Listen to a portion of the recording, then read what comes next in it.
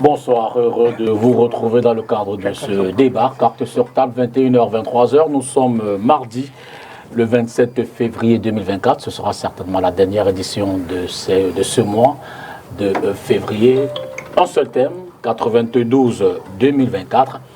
Coalition de l'opposition, comprendre les dynamiques, analyser les échecs, envisager l'avenir, c'est-à-dire que dans la perspective des élections générales de 2025 et davantage de l'élection présidentielle probablement d'octobre, c'est une tradition, de l'année prochaine, nous allons essayer de voir si l'opposition est en capacité ou est capable de se mobiliser face à la candidature du RDPC.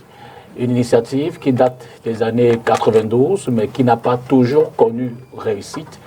De 92, 2004, 2011 et 2018, l'opposition n'a pas pu parler d'une seule voix pour affronter le RDPC. Quelles en sont les causes? Pourquoi cet échec? Comment essayer de faire mieux? Et qui sait peut-être trouver une candidature unique ou de large rassemblement pour l'année prochaine. 4 panélistes. D'abord, Moïse Nguidjolgan, bonsoir. Bonsoir. Merci de me faire l'honneur une fois de plus de m'inviter ici. Je dis bonsoir à mes copanélistes. Je suis heureux de retrouver certains que je n'ai pas vus depuis peu. Je vous laisse le soin de les dévoiler à ceux qui nous regardent. Je salue également vos téléspectateurs. Je salue tous les militants du Social Democratic Front. J'ai une pensée pour toutes les victimes de Nkambé le 11 février dernier et également celle de Bamenda avec l'incendie du marché. Ceux qui ont suivi l'actualité ont pu apprécier à juste titre la descente du chairman sur ces lieux afin de témoigner de sa solidarité et surtout apporter du confort à tous nos compatriotes de ceux-là. Et il en est ainsi pour tous les responsables du parti sur l'ensemble du territoire d'être toujours aux côtés des populations en détresse. On vous désigne comme étant le ministre de la Communication du chef de cabinet du SDF. Merci d'être là ce soir. Alex Azevazé, bonsoir. Bonsoir. Le grand notable. Merci infiniment également d'avoir sacrifié à vos habitudes. Je sais que la notabilité, on ne la sort pas souvent à des heures un peu avancées. Mais bon, qui sait peut-être les ancêtres nous en ont donné la permission. Homme de devoir. Pour autant que je suis dans la belle ville de Douala qui m'accueille depuis une quarantaine d'années, je ne peux pas me dérober quand un collègue notable me sollicite. Merci infiniment. Et c'est un plaisir de retrouver sur tout ce plateau mon ami de 35 ans. Des barricades. Henriette, mon grand frère de 33 ans, Cyril, mon ami et frère Guidol, Gan. Vous voyez que c'est le seul que j'ai appelé par le nom. De combien d'années? Compte aussi le nombre d'années. 70 ans. Non, c'est un plaisir d'échanger avec eux. Je pense qu'on va essayer de donner le meilleur de nous-mêmes mais dans une discussion que nous souhaitons et nous savons civilisée, dans le contexte qui est le nôtre, il y a trop de passion sur des choses qui, au fond, n'en sont pas. D'accord. Et c'est pour ça que j'ai essayé de venir. Président Serif Sambaka, bonsoir. Bonsoir, député Tongo. Par ma voix, l'AFP vous dit bonsoir aujourd'hui. Je pense que la discussion qu'on aura aujourd'hui, le débat qu'on aura aujourd'hui doit être un débat constructif.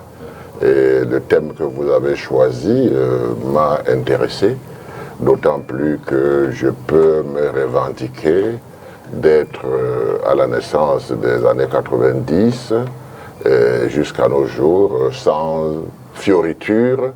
J'ai toujours été là parmi, parfois au début porteur de sac et ensuite au podium. Donc je dois dire que j'ai pas mal de souvenirs qui m'amènent à penser que ce débat est très, très, très intéressant. Merci infiniment. Vous êtes président de l'AFP. Je rappelle qu'Alex est journaliste, non moins défenseur des droits de l'homme, très engagé au sein des organisations non gouvernementales qui visent cet objectif. Henri Tekwe, bonsoir. Bonsoir. Merci également d'être des nôtres. Merci. Tout autant que journaliste, tout autant Merci de journaliste m'avoir invité. Non, oui, militante femme politique aussi. Exactement. UPC. Toujours. Merci à vous. C'est très important. On va donc prendre la transition et puis tout de suite on va entrer dans l'analyse du thème de ce soir. Alors, commençons peut-être par la mise en contexte. Essayons de nous ramener à l'année 92, sachant que nous étions à la première élection post-retour au multipartisme. Le président Biya décide que ça se déroule en octobre 92 et l'opposition, comme un seul homme, décide de se mettre ensemble. D'abord, quelles étaient les dynamiques en termes qui c'est peut-être de partis politiques, d'acteurs de la société civile et aussi peut-être des leaders en tant qu'individus. En présence. Je pense être avec vous, Alex, l'historien du présent.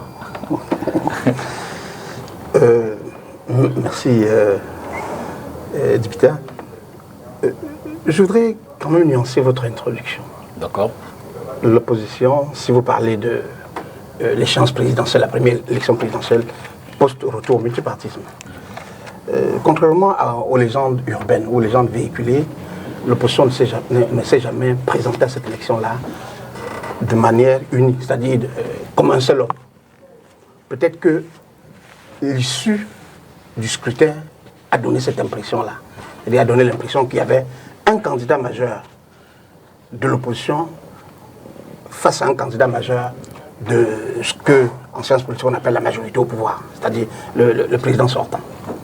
Je rappelle, et je parle sous le contrôle de deux acteurs de cette période-là, Henriette qui est à ma gauche et Cyril qui est à ma droite. Je crois que Cyril à l'époque était déjà membre du bureau exécutif de l'UDC.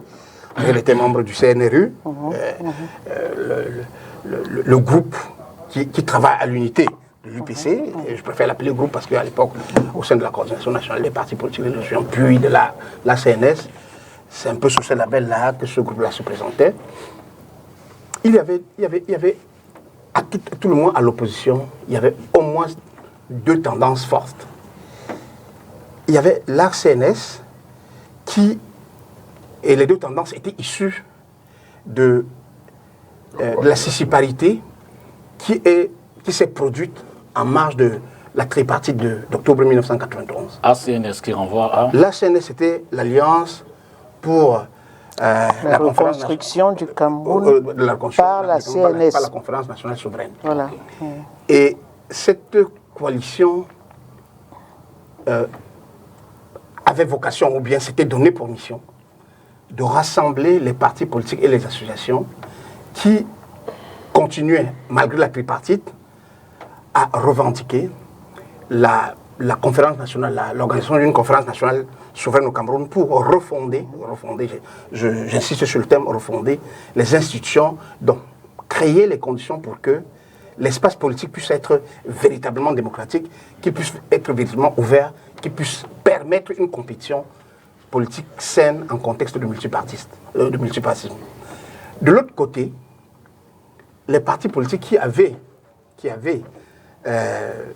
considéré que les partis politiques de l'opposition, qui avaient considéré que la tripartite n'avait pas forcément été un échec ou une mauvaise chose pour l'opposition, s'étaient regroupés dans une autre coalition qui n'avait pas une appellation, à ma connaissance, très très connue, mais qui s'était faite autour du président Adamo Damdjoua, qui lui, il était l'ancien vice-président pas de la CNS, mais de la CNPOA, la coalition, la coordination nationale des partis politiques de l'opposition et de l'association, dont feu le ministre d'État, Samuel Eba en était le président. Je suis désolé de parler des personnes, mais après, il est important de restituer l'histoire telle qu'elle a été. Absolument. Donc, ces deux groupes-là ont présenté à la présidentielle, la première présidentielle pluraliste, et lesquels deux groupes avaient boycotté les premières élections législatives multipartistes de mars 1992, donc de la même année. Ces deux groupes ont présenté chacun un candidat. La CNS, qui s'était muée en Union pour le changement, a présenté Nidjon Fundi, qui était le chef du SDF, le président national du SDF, si je m'en tiens à la nomenclature officielle des textes du SDF, et l'autre coalition, parce que c'était une coalition, l'ancien ministre Namdja n'était pas seul. Patriotique. Voilà, patriotique, a présenté l'ancien ministre Adamou Namdja, et à l'occasion des élections, donc quand les citoyens sont allés voter le 11 octobre 1992, il s'est dégagé un fait irréfragable. La coalition portée ou ayant soutenu Nidjon Fundi, le candidat du SDF, a été presque, je ne vais pas dire plébiscitée, parce que si elle avait plébiscité, peut-être qu'elle serait au pouvoir après, a été largement votée par les Camerounais qui aspiraient au changement.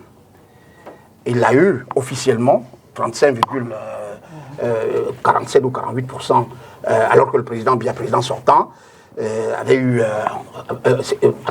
c'était vu attribué par le MINAT, pratiquement 39%.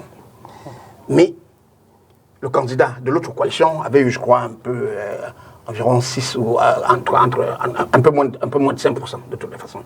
Le candidat qui était arrivé en troisième, l'ancien Premier ministre Bello Bouba Maïgari, qui était parti individuellement, en tout cas son parti l'avait présenté, l'UNDP.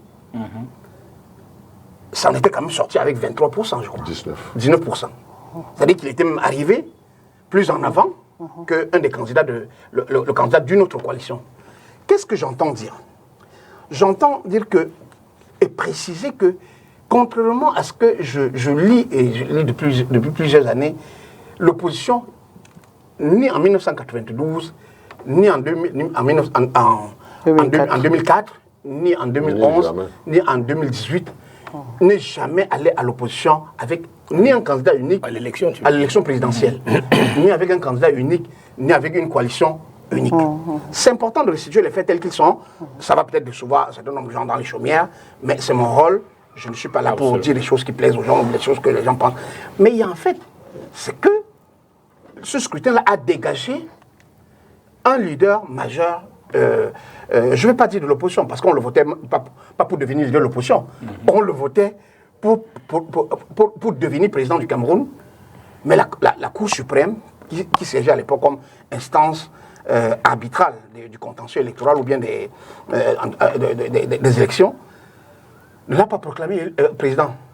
Et la conséquence a été que la coalition qu'il portait a explosé dès le lendemain de l'élection, en tout cas 6 mois ou 12 mois après l'élection présidentielle. Parce que cela se reflètera en 1996, lors du prochain scrutin, les premières élections municipales pluripartites. Tous les membres de cette coalition-là sont allés chacun individuellement, tous les partis sont allés chacun individuellement à cette élection-là. Donc, oui, une coalition peut naître, exister et fonctionner à l'occasion d'une élection, mais elle n'est pas forcément faite pour être une stratégie permanente et irréfragable. D'accord, n'empêche, Sambakar, que l'enjeu, c'était d'abord au départ d'essayer de mettre autour d'un leader l'ensemble des mouvements pour faire face au candidat du RDPC. Oui, ça c'était la coordination. Voilà. Bon, et je dois dire qu'il y a eu des soucis, parce que la tripartite avait déjà commencé à diviser. L'ARC CNS était resté dans son coin, et les autres partis, la coordination, tant que mal a essayé, n'est-ce pas, de se réunir. Mais la vérité, c'est que l'ARC CNS était aux manœuvres et avait en son sein beaucoup d'hommes politiques expérimentés, notamment ceux de l'UPC. Et c'est eux qui ont organisé. Il fallait quitter de l'ARC CNS pour aller pour l'Union pour le changement. Et c'est comme ça que vous allez constater que le leader, Ni John Fundi, est devenu le candidat de l'opposition par l'ARC CNS. Et l'ARC CNS, qui devient l'Union pour le changement, avait pour soutien la Sainte Trinité. La Sainte Trinité, c'était les 3 journaux qu'on buvait. C'est-à-dire que quand il sortait quelque chose, c'était content. Oui, c'est-à-dire que tous les gens qui n'étaient pas d'accord avec, qui voulaient le changement, Nouvelle Expression et puis le Messager. Tous les Camerounais qui voulaient le changement ne lisaient que ces 3 journaux. Ces 3 journaux. Et ces 3 journaux avaient fait le choix sur Ni John Fundi. C'est pour vous dire que même le SDF avait été pris de court. Parce que le SDF, dans ses statuts, devait choisir un candidat pour la présidentielle.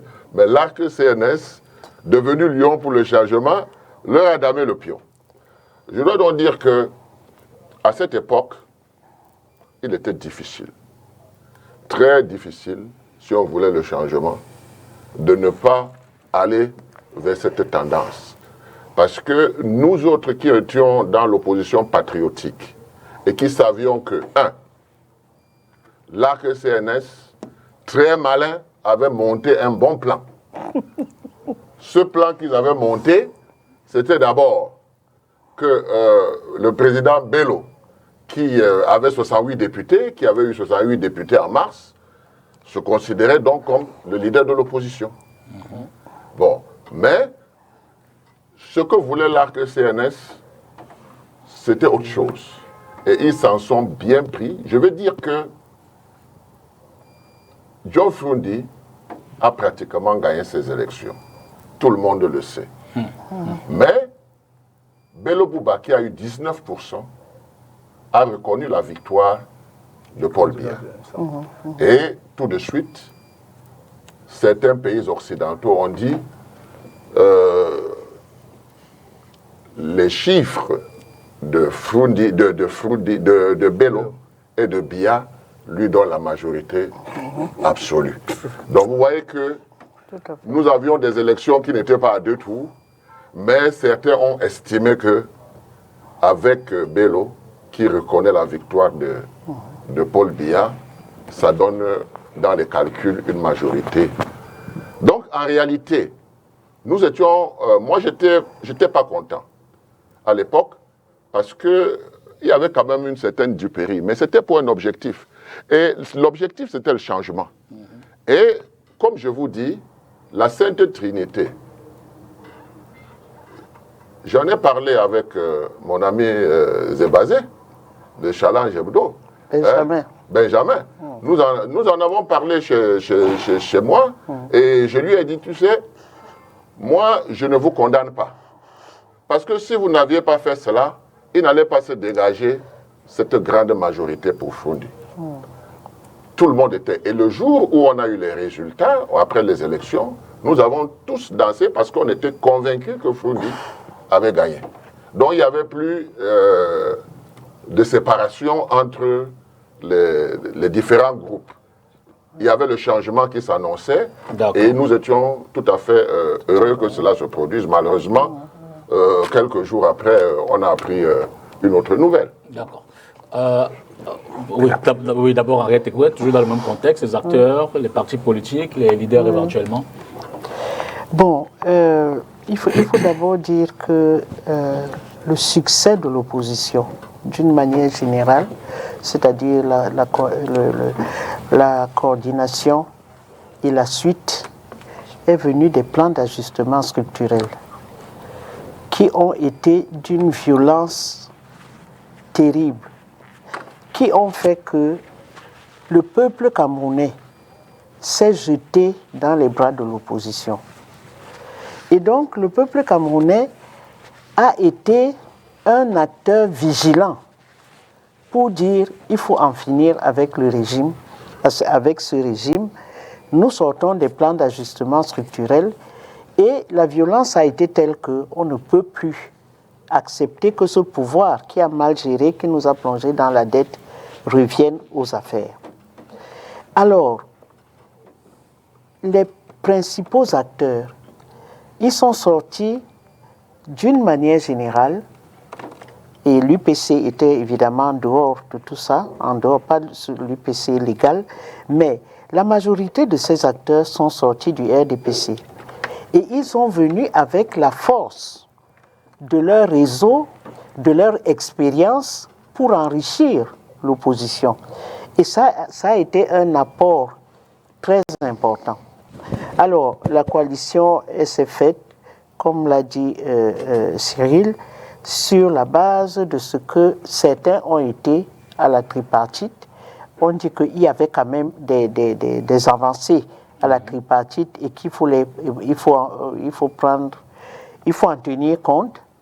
Même comme je crois l'UDC n'est pas allé aux législatives. Non, parce justement parce qu'à la tripartite, on avait dit il n'y a pas d'élection si on n'adopte pas la Constitution avant. C'est ce qui avait été dit à la tripartite. Et tout de suite, après, il y a eu donc les 500 millions. Exact. Pour les gens qui voulaient aller aux élections. Voilà. Le président a fait comme il a fait. Il a proposé, il a dit à la télé qu'il y a l'argent. Il faut que les gens aillent aux élections parce qu'on ferait un peu la volonté de boycotter. Bon, alors, comme on a dit que l'opposition était en situation de gagner les législatives. Et on a commencé à accuser l'opposition de ne pas avoir poussé un peu le RDPC hors de l'Assemblée nationale et qu'elle avait tout le pouvoir pour pouvoir y arriver. Et donc on arrive quand le président de la République annonce qu'il y aura élection présidentielle, on se jette dans la bagarre, et c'est vrai que, comme Alex aussi l'a dit, nous voulions Froundi. Pourquoi? Parce que Froundi avait fait le tour du Cameroun plusieurs fois.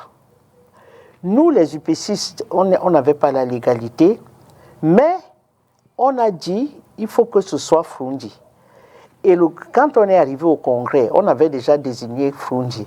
Les gars du Congrès nous ont sauté dessus en disant mais vous amenez quelqu'un que nous, on n'a pas encore investi, ce n'est pas honnête. Bref, bon. La volonté des hommes politiques chez nous de faire des coalitions, c'est un peu une tradition, mais qui est revenue facilement. C'est-à-dire qu'il faut, pour arriver à bouter l'adversaire hors du champ politique, il faut aller aux élections et en se garantissant beaucoup de soutien. C'est vrai, comme il a dit, la presse a beaucoup aidé. Ça, la Sainte Trinité avait déjà son candidat. C'était ni John Froundi.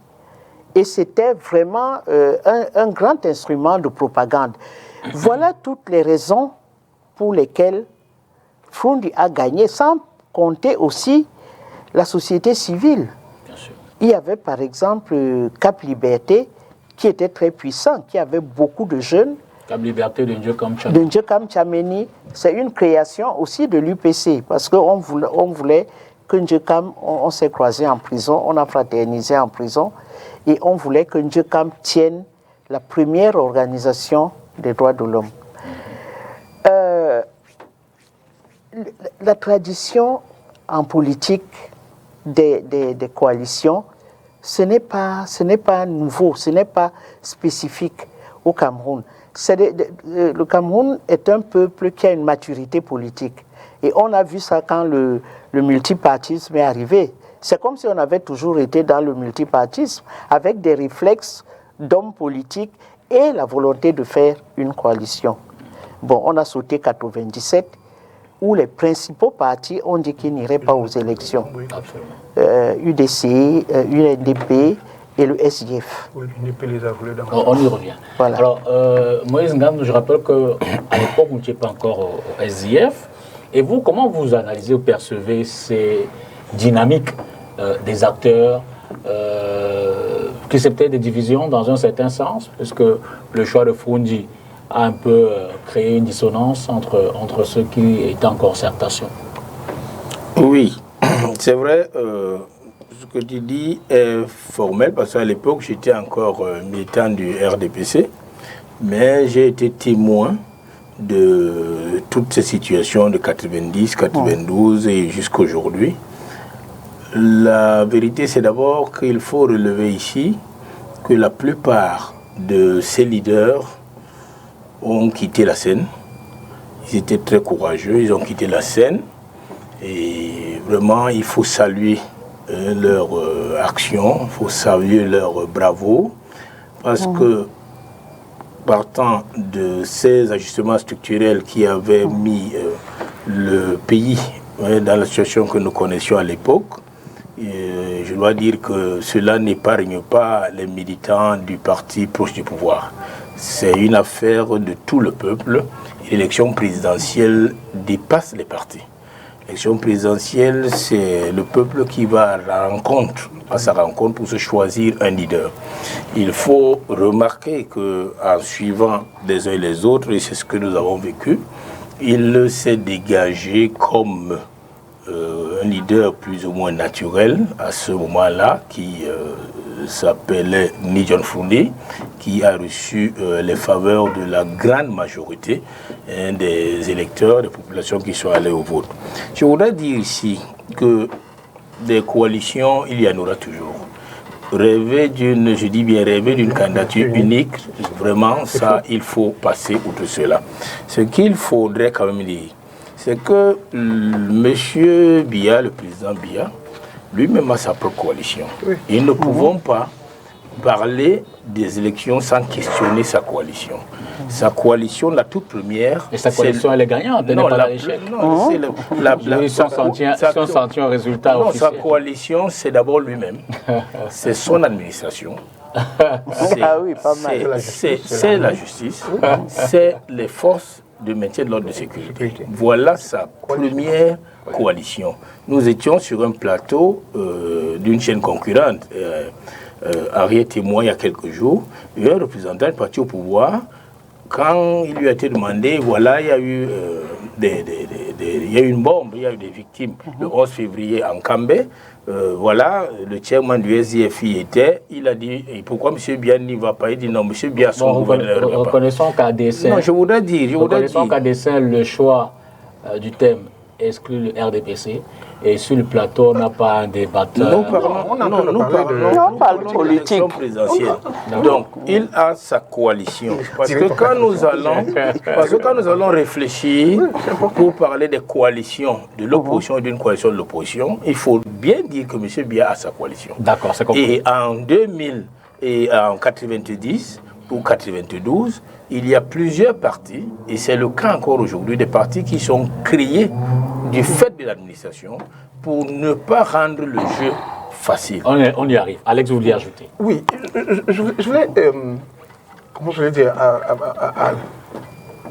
à la suite du propos, nuancer une ou deux choses. Je pense que Henriette a commencé, et c'est important qu'Henriette ait fait remarquer que dans la coalition, finalement, qui a porté le candidat de l'Union pour le changement, comment je le dis, au cime ou presque aux portes de la victoire.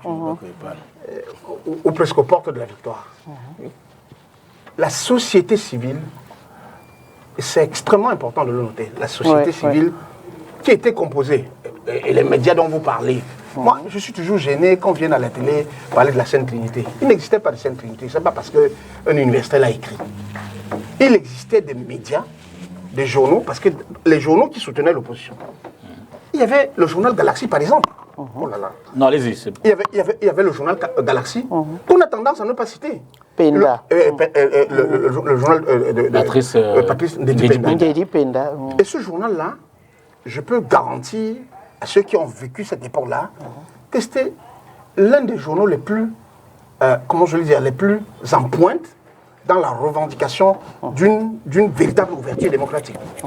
Oui, certes, on aura eu des personnalités comme Feu Jaoui, qui était d'abord un défenseur des droits de l'homme, notamment la liberté d'expression, sous la bannière d'une organisation que nous avons créée ensemble, qui s'appelait l'OCALIP, l'Organisation camerounaise pour la liberté de la presse. Il y avait les autres patrons de médias les plus en vue de l'époque, c'est-à-dire le patron de mon cousin, mon frère Benjamin Segazé, de Challenge Hebdo, et donc de ce qu'on appelait le groupe Rotoprine, et le patron du groupe La Nouvelle Expression, Séverin Tchonke, étaient des personnalités qui ont développé des médias ou des journaux, parce que ce n'étaient pas des groupes de presse comme aujourd'hui, des journaux qui avaient eu le courage de donner la parole aux acteurs non institutionnels. Parce que jusqu'en 1991, presque 91, c'était un discours top-down, c'est-à-dire le pouvoir parlait, il considérait que la société avait parlé, ce qui n'est pas vrai. Il n'y avait pas de pluralisme, il n'y avait pas de concurrence. Et à côté de ce que j'ai cité, notamment la société civile, on oublie souvent que les intellectuels progressistes, moi je me souviens qu'ils sont même allés assez loin au point de publier ce qu'ils ont appelé le livre blanc, qui était comme une sorte de manifeste intellectuel pour le changement et les réformes. Et ce livre blanc-là, on n'en parle pas aujourd'hui. Si on le reprend, toutes les problématiques qu'ils ont posées à l'époque, et qui, lors des meetings, lors des discussions, revenaient, que ce soit au sein, en tout cas quand il fallait parler des programmes, des contenus, sont dans les programmes d'un certain nombre de partis politiques, sans que eux leur aient vendu. Et parmi ces personnalités-là, on peut en citer quelques-uns. Moi, je le dis sans que cela ne prête à une conséquence quelconque. Un monsieur comme Kamto, Maurice Kamto, qui était universitaire, il faisait partie de ce groupe-là. C'est à ce titre-là que lui, il a participé à la campagne du candidat de l'Union pour le changement qui était Ni John Fundi. Et ça, c'est l'histoire. Ça, c'est l'histoire. Et nous ne pouvons pas parler de cela parce qu'une opposition, comment je vais dire, la structuration de la stratégie de changement est difficilement forte quand elle ne maille pas les différents compartiments de la société. Et les compartiments les plus importants, c'est les partis politiques qui, selon la Constitution et les usages politiques, sont les outils de l'expression du suffrage. Il y a la société civile militante et engagée pour une gouvernance de qualité. Et il y a les intellectuels progressistes qui veulent que la société fonctionne sur, ou soit gouvernée sur des valeurs partagées, des valeurs qui promeuvent et l'État laïque et l'État de progrès, et un État qui favorise un développement partagé pour l'ensemble de la population. C'est important de le dire parce que j'entends discuter, parler simplement des individus, mais on ne voit pas que derrière, il y avait des constructions intellectuelles importantes. Oui, alors, je voudrais quand même... Je voudrais aller un peu à contre-courant. Oui, parce que mon ami Alex a oublié un certain nombre de choses. Il était dans le clan, n'est-ce pas, des journalistes, c'est-à-dire des gens qui réfléchissaient à la stratégie. Tous les intellectuels dont il parlait là, ils ne servaient strictement à rien. Parce que l'UPC, qui était un stratège, avait déjà bâti quelque chose et les journaux ont divulgué cela. Dieu comme Tchameni, voilà les gens qu'on a vus. Il n'est pas allé chercher des intellectuels, il allait chercher des brigades dans les quartiers et dans tout le Cameroun. Voilà, c'est-à-dire former des brigades. Former des jeunes. Des jeunes oui, qui partaient, qui discutaient avec les vieilles mamans. Mais les vieilles mamans, vous disiez sur les conférences souveraines, au marché, qui ne savaient un piètre mot du français. Donc, en réalité, c'était la stratégie, ce n'était pas les intellectuels. Ils peuvent écrire n'importe quoi, ça n'a pas marché. La preuve, c'est que John Fundi, il disait très bien, quand les autres leaders lui disaient, mais asseyons-nous, on fait un programme, il dit non, on cueille d'abord le fruit, on le dépose par terre, et puis on voit après. Est-ce que je ne dis pas la vérité? C'est ce qui s'est passé. Il a passé un programme commun. Donc les gens, oui, mais les gens, attention, les gens qui pensent que intellectuellement, ils ont bâti un programme, non, il ne s'agissait pas de cela. C'était clair et net. Nous avions le vent de l'Est, nous avons les conférences nationales sur elles, nous voulions le changement. C'est pour cette raison, d'ailleurs, que vous allez remarquer qu'en 1992, 3 millions de Camerounais ont voté Et qu'en 2018, c'est 3 400 000 qui ont voté, 92, 12 millions de Camerounais. 2018, 30 millions de Camerounais, mais c'est les 3 millions qui votent. Ça veut dire que la mobilisation était totale en 92 par rapport à aujourd'hui. Donc, en fait, c'est le peuple qui avait voté Nidjon Fronti. D'accord. On va... J'ai un problème. Oui, je voudrais réagir si tu permets. Allez-y. Moi, j'ai le thème, c'est coalition de l'opposition, et coalition au singulier. Alors, on veut comprendre les dynamiques et analyser les échecs. On ne peut pas parler de l'opposition sans essayer d'analyser les échecs, les raisons pour lesquelles l'opposition aurait échoué. Absolument. En mettant totalement de côté le jeu du pouvoir. Non, du tout. Le jeu du pouvoir doit être discuté et doit être relevé. Et voilà ce que je voulais dire. Apparemment, vous n'êtes pas très à l'aise. On parle du RDP, c'est bien obligé. On n'était pas encore aux échecs. Maintenant, vous avez... Moi, je ne sais pas, peut-être j'anticipe. Votre intervention permet d'aller sous forme de transition. Oui, parce que... Vous avez réussi à faire la transition. Oui, parce que... Allons-y dans l'échec et on analyse. Oui, parce que si l'opposition a échoué, du fait que nous pouvons constater qu'aujourd'hui le président Biya est toujours en place, et je voudrais dire ici que si l'opposition a échoué, ce n'est pas du seul fait ou alors que les dirigeants des acteurs de l'opposition soient incompétents ou soient totalement zinzin. Non, ce n'est pas ça le problème. Le problème, c'est que le pouvoir... c'est de bonne guerre, nous sommes en politique, ne peut pas laisser l'opposition se mouvoir librement. Alors, vous connaissez qu'en ce moment, il n'est pas facile, parce qu'on ne va pas comprendre pourquoi, après l'élection présidentielle, déjà, si nous avons les élections législatives, l'opposition s'est retrouvée, par exemple, avec 92 sièges sur les 180 à l'Assemblée. Mais sauf que Tata Ariette est mieux placé, ou alors Alex, pour nous dire ce qui s'est passé, pour que subitement que le RDPC puisse avoir 6 députés, puisse avoir 6 députés du parti du MDR, et tout de suite qu'après cela, vous ne verrez plus jamais l'UNDP. L'UNDP vous dira, nous sommes candidats à l'élection présidentielle, mais sauf que tout de suite, au lendemain des élections, ils vont refaire le jeu de 92 en déclarant Paul Biya vainqueur, en acceptant le résultat qui est proclamé par aujourd'hui le Conseil constitutionnel. Donc, voilà le jeu trouble de l'opposition. Et moi, mon problème, Alex et Sam, si nous allons nous cantonner au débat de 92, tu exclus l'UPC.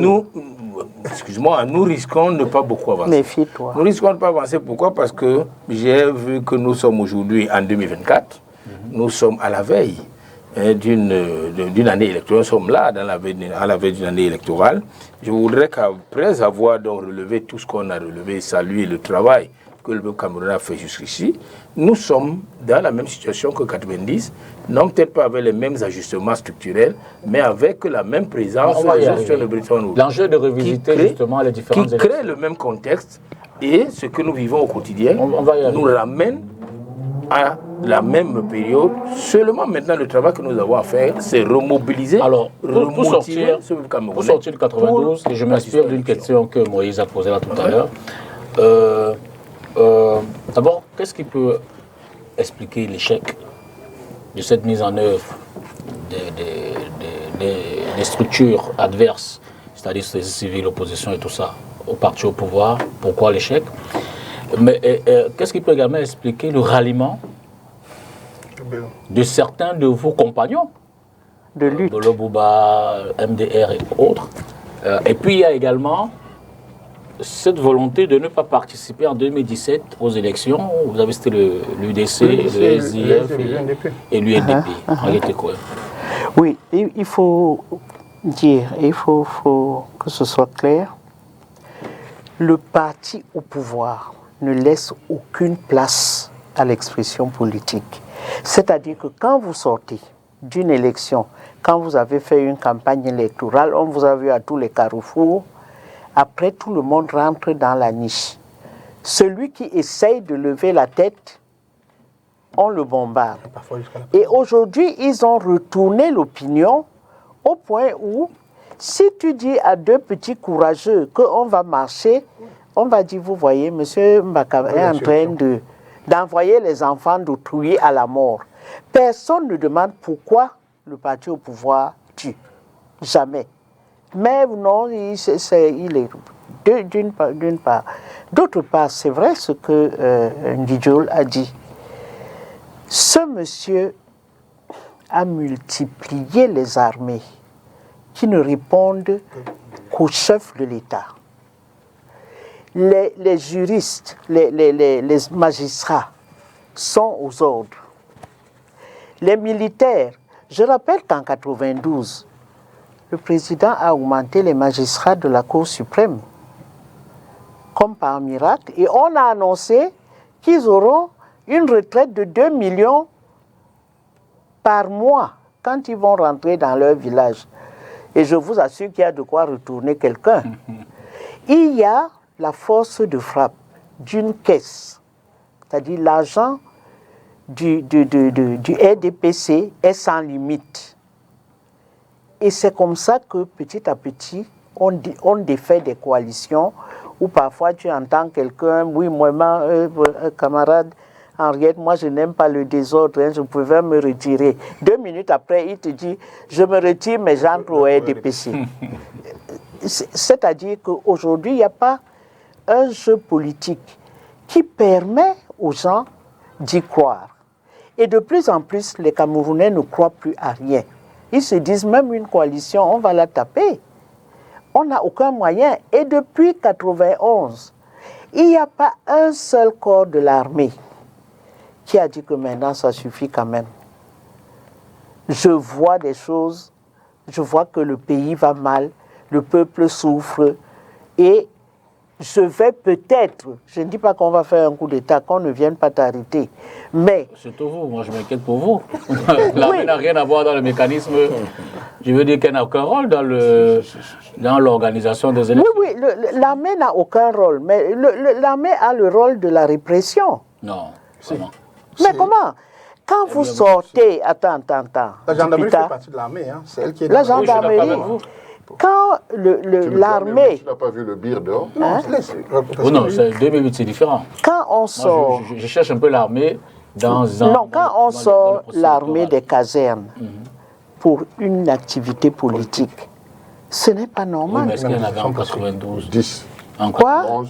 Oui. Mais le Il y a eu des gens qui ont été tués. On s'est mis pour empêcher C'est autre chose. Le commandement opérationnel, c'était après les élections, c'était pas... Non. C'était pas... Non, C'était même avant l'élection. On a mis le commandement après la veille des élections. Je veux dire... Le ministre a quand même été, je crois, ministre. Est-ce que... Attendez, non, Des émeutes, c'est ça? Des émeutes à Douala, une forme de... Non, mais on ne régule pas les émeutes par l'armée. C'est la police, c'est les forces. Oui, c'est pour ça que je dis que c'est un autre débat. Je cherche l'armée. Je cherche l'armée dans le... Député, quand on sort les chars d'assaut la veille d'une élection, c'est pour faire Les quoi? chars d'assaut sont sortis la veille de l'élection. Mais attends, En 2004, il y a eu les chars d'assaut. On lançait les bombes lacrymogènes comme ça à partir des véhicules. Mais à l'époque, on lançait à partir des hélicoptères. Pendant l'élection. Moi, j'ai pas souvenance. Mais quand il y avait marche, les hélicoptères venaient bombarder. Oui, c'était pas pendant les élections. Il me semble que... Non. Bon, député, tu veux refaire l'histoire? Non, je veux comprendre. Je pense qu'il faut... Non, on ne va pas t'attaquer. faut C'est remettre- nous qui sommes responsables de ce que nous Si Henri disons. permet, il faut remettre les choses Oui, à l'ordre. vas-y. Exact. L'ennui, et toi et moi, on est journalistes, Henriette et moi, nous sommes journalistes. L'ennui avec une partie des journalistes camerounais, c'est de croire que l'élection est un moment désincarné dans la société politique. Pas du tout. Or, l'élection, c'est juste une étape dans un processus institutionnel qui doit, au quotidien, permettre l'expression ou l'exercice des droits civils et politiques des citoyens. Or, dans une société, et c'est un peu ce qu'Henriette disait tout à l'heure, que le régime actuel, qui est un succédané, c'est-à-dire comment je l'ai dit, le fils ou le prolongement du système, j'allais dire colonial, mais du système qui pratiquement n'autorise pas, ou ne permet pas, ou n'accepte pas une confrontation démocratique. J'ai bien dit démocratique, je n'ai pas dit armée, je n'ai pas dit militaire. C'est le schème mental, le schème opérationnel du pouvoir actuel, c'est... Il y a un homme politique avec qui je discute souvent, il dit, Monsieur Azébazé, sachez que ces pouvoirs fonctionnent de manière totalitaire. C'est quoi le totalitarisme? Considérez que tous ceux qui opèrent dans un espace politique, c'est-à-dire ce qu'on appelle en sens politique la société globale, doivent converger vers les vues de ceux qui dirigent. Non, attendez. Donc, c'est ce qui fonde ou c'est ce qui structure l'approche qui veut que les opposants. Quand un opposant est déterminé dans ce pays, on le considère comme étant un ennemi de la République. Alors que la démocratie implique ou intègre que l'opposition, ce n'est pas des gens qui sont obligés à faire les compromissions tous les matins ou tous les soirs avec le... Processus électoral, inscription, Oui. retrait des cartes, Oui. Convocation du corps électoral, Oui. vote, Oui. dépouillement, Oui. proclamation des résultats, Oui. contentieux, Cour suprême délibéré définitif. Mais à quel moment la main est venue dans ce moment? Mais non, mais tu fais exprès ou tu... Non, justement, j'ai bien compris votre développement, Oui. et c'est pour ça que j'ai circonscrit. Attends, une seconde. Oui. Bon, j'ai dit tout à l'heure que jamais on a eu ça. Avant la proclamation d'une élection, on a attendu 2 mois. Oui. On a mis Bamenda en état de siège. Des dizaines de camions militaires qui ont atterri à Bamenda. On a mis le candidat en résidence surveillée, c'est-à-dire entouré de gendarmes et de militaires, pendant 2 mois. Même sur son lit. Bon, même sur son lit.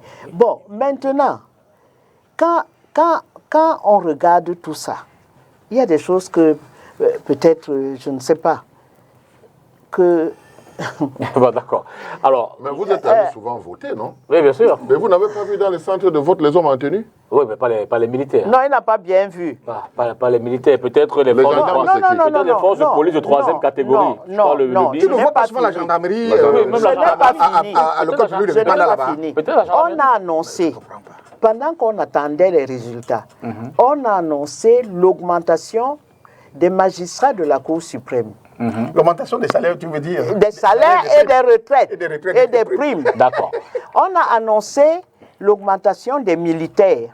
On a réduit l'argent des fonctionnaires quelques mois avant, sans celui des militaires. D'accord, je retiens l'idée et d'ailleurs vous la partagez, de Moïse, le pouvoir a donc son rôle durant et ses alliés. Alors en 2004. 2004, oui. Oui, 2004, tentative, cette fois, je crois qu'on parle de la coalition.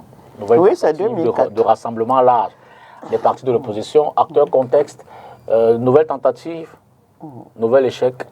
Arrêtez quoi? Oui, bon.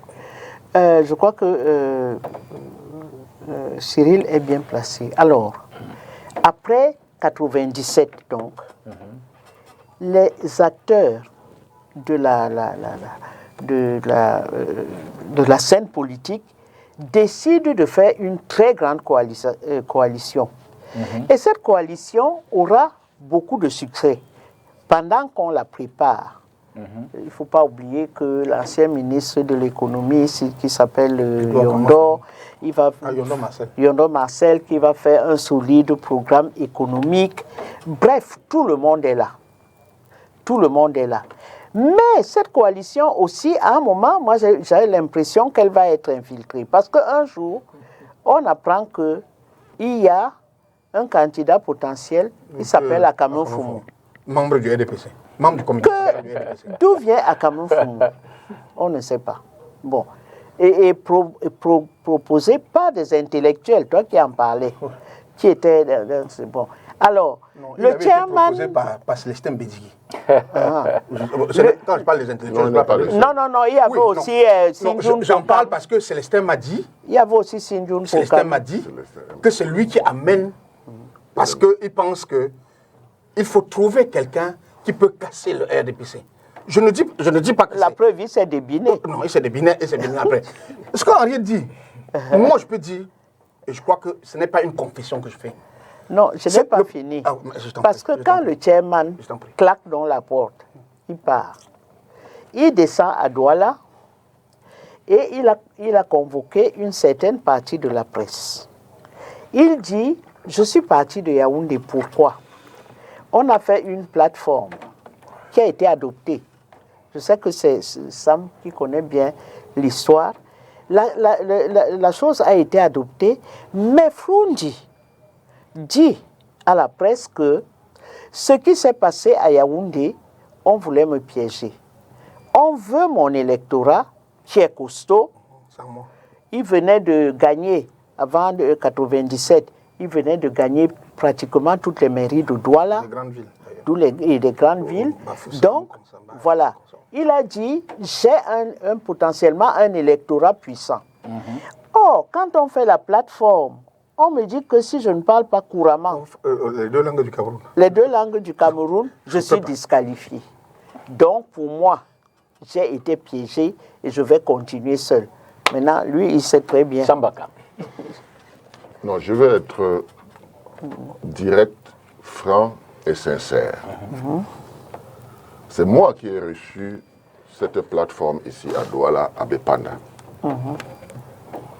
C'est Froundi qui a pris un enfant. Il a soulevé, il a dit, celui qui va trahir notre coalition est capable de boire le sang de cet enfant. Nous avons fait le tour du Cameroun. Et je dois dire que quand on parle des critères, le premier critère, c'était de pouvoir organiser les institutions. Parce qu'en réalité, la première chose, c'était les institutions. La deuxième, c'était l'économie du pays. Le critère de savoir parler anglais et français, c'était subsidiaire, il faut le dire. Ah oui, je te le dis, j'étais dedans. C'était subsidiaire. La preuve, c'est que vous demandez, dès le départ, Froundi a été clair. Si vous avez un représentant, moi j'en ai 4 parce que je suis le plus puissant. On lui a concédé les 4. Maintenant, quand on est arrivé à la discussion, ceux qui se sont détachés pour aller voir Akame Fomo commençaient déjà à sentir qu'il y a quelque chose qui ne va pas. Et que quand on va dégager un leader des partis politiques ici, il risque d'avoir des problèmes. Ils se disent donc qu'il faut aller chercher quelqu'un. Non, un homme de mission. L'homme de mission apparaît à cette époque. Parce que moi, jusqu'à aujourd'hui, je parle de l'homme de mission. Akame Fomo s'est débiné. Il a dit qu'il a au départ, il était intéressé, mais ensuite, il connaît ce régime. Et c'est là où je suis d'accord avec lui. Que tu ne peux pas t'abuser comme ça. Donc, il a compris qu'il était menacé, il n'est plus venu. Donc, on a continué avec les leaders de l'opposition. Mais la volonté de la société civile qui était là-dedans, c'était qu'on mette de côté, comme c'était une transition de 3 ans, qu'on mette de côté et que le principal parti de l'opposition est donc le premier ministère et 3 ministères de souveraineté. Voilà ce qui avait été négocié. Bon, maintenant, Froundi n'a pas été d'accord. Froundi a claqué la porte, mais la réalité, c'est qu'il avait déjà déposé son dossier. Il y a une délégation qui est partie le voir. Le seul point qu'il a soulevé, c'est anglais-français. Mais il y avait d'autres, ça c'était un critère subsidiaire. Mais je n'aime pas insister là-dessus, parce qu'en réalité, n'est-ce pas, moi, les gars du SDF à l'époque, vous savez, j'ai la chance que je ne suis pas un bagarreur. Ils m'ont dit, Sam, la bataille, ce n'est plus Biya contre l'opposition. La bataille maintenant, c'est Froundi contre Ndam, pour voir qui va être deuxième. Voilà ce que... Nous étions... Mais vous pouvez vous renseigner. Nous étions soudés comme ça, là. Tous les partis politiques, que ce soit dans les régions, que ce soit dans les départements, nous, on travaillait chez le vieux Etia, paix à son âme, Moumetia, paix à son âme. Nous tous, nous étions là, bien soudés. Et quand on a appris que ça a éclaté à Yaoundé, il fallait voir, c'était des pleurs. Un mot et puis... Maintenant, je voudrais terminer en disant que il faut que l'opposition soit sérieuse. Quand on choisit quelqu'un, tout le monde doit s'engager. Mais j'ai eu l'impression que chaque fois qu'on choisit un candidat, les autres abandonnent, ils vont rester chez eux. D'accord. Alex, un mot, et puis Moïse. Cyril de l'intérieur peut dire tout ce qu'il veut. Mais moi aussi, je discutais en tant que journaliste. Je vous rappelle que le secrétaire de cette... ça s'appelait la Coalition nationale pour la reconstruction et le redressement. CN2R. C'était le secrétaire général du SDF. Père son âme, professeur Songani. Son adjoint, c'était le secrétaire adjoint du SDF. Monsieur Moifo. Père son âme. Il discutait avec les deux. Oui. Vous savez que moi, j'avais la réputation, et j'ai toujours eu cette réputation d'être proche du parti majeur de l'opposition. Vraiment, j'assume ça. Ce que Cyril dit. Non, il y avait une histoire à l'intérieur pour... Et il vient de donner un élément qui n'avait jamais été présenté publiquement. Froundi n'a pas compris votre affaire, que quelqu'un d'autre vient de prendre ses troupes pour devenir président et lui premier ministre. Dehors. Vraiment. Et je vous dis que ces rapports se sont dégradés avec ses représentants dans cette commission-là. Oui, donc moi, faux. De ce fait-là. Ouais. Du fait que... Attends, tu es sérieux quand tu dis ça? Laisse-moi... Ouais. Tu étais là? La coalition, c'est quoi? Attends, je n'ai pas dit... Les règles ont été définies dès le départ. Maintenant, si vous avez une troupe... Le chairman dit... Mais commencez par là donc. J'en parle... Et ne condamnez jamais quelqu'un qui dit que venez vous retrouver autour de moi. Attends, une seconde. D'abord, Alex. Nous sommes dans une transition. Oui, dans toutes les coalitions à l'étranger, en France le parti notamment, majeur conduit la coalition. C'est le parti majeur qui conduit, les autres sont derrière. Mais à défaut, vous vous retrouvez dans une situation comme ce qu'on a vu au Gabon là, où un monsieur qui n'a même pas de parti, on le met à la tête du truc, le lendemain, des militaires viennent prendre le pouvoir, lui ne peut même pas aller dans la rue. Il ne peut même pas aller protester. Il va aller avec qui? Les gens qui... Mais parce que ça n'a pas été sincère. Non, les dirigeants de parti qui étaient... Attends, les dirigeants de parti qui étaient dans l'affaire, eux, ils vont négocier avec les militaires. Ils l'oublient. Ils se retrouvent comme ça, grossis.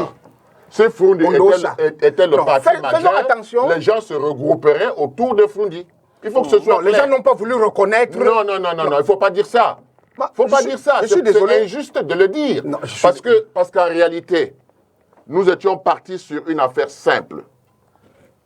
3 ans, comme je vous ai dit. 3 ans de transition. Oui. Et dans cette transition, le parti majeur, c'était déjà, au départ, le premier ministère avec 3 ministères de souveraineté. Voilà, comme je vous président. Attendez, ça, ce sont les répartitions. Donc il était exclu qu'il soit candidat. Non, attention. Mais comment il pouvait être candidat et avoir premier ministre et 3 ministères de souveraineté? Non, il faut quand même être de bonne foi. Ce que tu es en train de dire là, je n'avais pas cet élément de répartition des dividendes. Donc ça veut dire que Froundi ne pouvait pas accepter ça. Oui. S'il ne pouvait pas accepter, alors il devait refuser ça dès le départ. Il ne devait pas faire le tour du Cameroun, n'est-ce pas, pour qu'à la fin, on se rende compte qu'il a déposé son dossier. Ce que je dis, Alex, s'il vous plaît, c'est que les critères tels qu'ils étaient liblés, il était évident que ça visait à exclure Froundi. D'accord. Moi, Froundi, ça ne visait pas à exclure Froundi. Je suis désolé. Je suis désolé. Et c'est ça qui divise les Camerounais. Oui, non, il faut, moi je le dis pour terminer. Hein. Si vous voulez, vous ne me donnez même plus vous aurez la parole. Non, ce pays ne peut pas marcher. Si.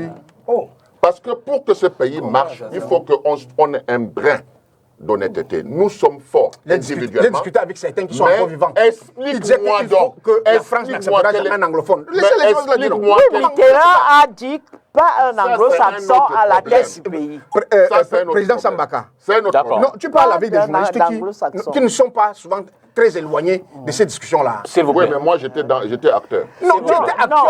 Dans la bagarre politique, par exemple, quand nous prenons Froundi, c'est que le rapport de force nous indique qu'il est mieux placé. Il a un appareil, il a des structures. C'est comme ça qu'on Il a un appareil politique, il a des structures. Mais tu ne peux pas, dans une coalition politique, j'apporte les troupes, j'apporte l'électorat. Ça ne s'est jamais fait autrement nulle part. Et vous me dites que moi, je suis Premier ministre. D'accord. Je vais dire quelque chose. Non, je suis obligé. Pourtant, tu es leader. Je suis obligé de le dire. Oui. le SDF n'a jamais été le deuxième parti de l'opposition. Prenez toutes les élections et vous verrez que l'UNDP a plus de voix que le SDF. Il faut qu'on soit sérieux quand on veut construire un pays. Il faut qu'on dise les choses telles qu'elles sont. On reconnaît nos faiblesses. Et si on considère l'UNDP... Le problème n'est pas de rejoindre la majorité présidentielle. L'UNDP depuis 1997 n'est plus à l'opposition. Il faut aller voir les résultats. D'accord, laissons les résultats des élections. Qu'est-ce que vous dites là? Mais ne dis pas... Non, il est le deuxième parti politique du Cameroun, mais il n'est pas le premier parti de l'opposition. Tu ne peux pas dire ça. Madame, s'il vous plaît. Mais l'UNDP, parce qu'ils sont allés le 1er mars, c'est pour ça qu'ils ont eu beaucoup de députés. Et quand le RDPC est entré dans la bagarre... On écoute Moïse qui a moins parlé. Je me veux un peu discipliner. Oui, c'est bon. Non, tous sont disciplinés, c'est pas parce que le débat Je veux que... Là, on a des mauvaises habitudes quelque part. Je voudrais que les acteurs de l'opposition à ce moment-là parlent. Sauf que je vais anticiper encore par rapport au thème du débat, parce qu'on a examiné... On est en train d'expliquer les échecs là. Oui, alors, donc, on est dans le débat. On a examiné les dynamiques, maintenant on est dans les échecs. Et alors après donc, avoir regardé tout ça, le résumé c'est quoi? C'est que nous nous accordons que il est impossible d'aller à une élection présidentielle sans des regroupements. Vous appelez ça coalition, moi j'appelle ça des regroupements. C'est des regroupements. Et après nous avons examiné les échecs. Les échecs, c'est aussi parce qu'à un moment, nous avons le président de la République, je le dirai jamais assez, qui a fait une déclaration, l'école aux écoliers, la politique aux politiciens. Et aujourd'hui, on en est à constater qu'il est difficile de mobiliser la jeunesse. Ça, c'est une exclusion. C'est-à-dire qu'on les a exclus du débat pendant longtemps. Et ça, il faut le comprendre. Mais pourtant, son parti mobilise les jeunes. Hein. Ce n'est pas évident. La mobilisation, c'est 2000 francs pour aller au défilé. Donc, eux, ils ont ces moyens. Henriette a dit que leur argent, il ne sait même pas, ça ne finit pas. Donc, si tous les partis, si chacun des partis a la possibilité d'avoir 2000, si c'est le cas, on allierait des fils et des fils de la jeunesse. Et il y en a qui, avec ces 2000 qu'ils vont prendre, porter des t-shirts, ne sont pas inscrits sur liste électorale. C'est le vrai combat. C'est le vrai combat, l'inscription. Et tout à l'heure, ça m'a fait le point du nombre d'inscrits en 92. Et ça évolue, alors que ça n'évolue pas crescendo, mais plutôt, cela ne fait que décroître. Donc, la réalité, c'est que qu'est-ce que nous aurons en 2024? Donc, les échecs, c'est aujourd'hui, entre guillemets, cette guéguerre aussi entre les leaders, tout au moins les nouveaux leaders de l'opposition. Il y a des guéguerres qui tiennent de ce qu'ils sont nombreux à faire comme... Il y a qui font comme Tata Harriet l'a dit, c'est-à-dire que vous êtes ensemble, soudés, comme Sam l'a dit, mais sauf que vous avez de surpris que quelqu'un vous dise que là dehors, que moi je ne suis plus là, et puis bon, comme je ne suis plus là, je m'en vais même déjà de l'autre côté. Alors, le découragement commence donc à gagner la population qui attend de voir cette opposition vraiment se livrer à corps et à cri au combat, continuer ce combat. Sauf qu'il faut aujourd'hui changer les stratégies. La politique est dynamique et il faut essayer de s'adapter à l'évolution de la situation que nous avons. Et s'adapter comment par rapport à cette situation? Il faut forcément trouver les mécanismes pour repartir au contact du Cameroun profond. C'est l'échec des leaders parce qu'il y a certains partis qui ne sont que des regroupements, régionaux ou des regroupements d'arrondissement. Il y en a qui simplement sont légalisés par le pouvoir, qui peut en une journée vous légaliser 40 partis politiques. Et quand vous regardez ces 40 partis politiques, ils n'ont même pas la taille de je ne sais quoi. Et demain, donc, il y aura encore un débat. C'est la difficulté des coalitions. Parce qu'il y aura un débat, tout le monde va dire je suis président de parti politique, donc je suis leader. Nous, les Camerounais, on n'est pas fous. Or, je suis d'accord avec toi.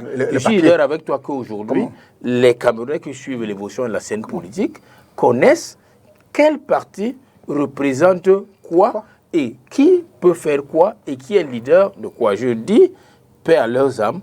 Tous ces gens, la plupart que vous citez ici, qui ont quitté la scène, il y en a qui sont encore vivants, mais dont l'implication n'est plus cela parce que le poids de l'âge et puis de tout ce qu'ils ont donné les oblige à être là. Ils peuvent encore être consultés. J'ai entendu parler de Yondo Marcel qui vit encore. Il y en a beaucoup qui ne sont pas. Mais il faut donc trouver les mécanismes pour que les gens reviennent à un peu plus d'humilité et se retrouvent pour parler. Donc voilà, l'échec, c'est aussi cette honnêteté, cette incapacité à savoir se retrouver en famille.